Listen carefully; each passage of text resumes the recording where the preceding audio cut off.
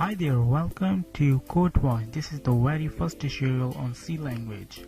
In this tutorial, we will learn about what is compiler, benefits of C language, and we will come to know about the best compiler of C language.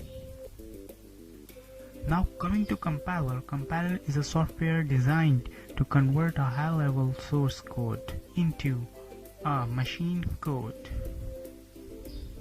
It means that it actually translates the given code into its language, that is binary language, and then convert it into an executable file, which can also be in any software. Now, why we should learn C language?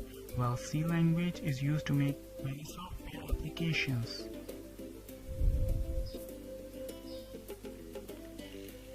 And also interactive games,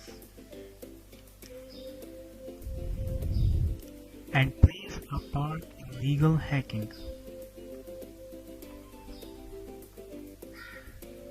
Some of the best compilers of C language in which the code are dev C++ and Quartz block.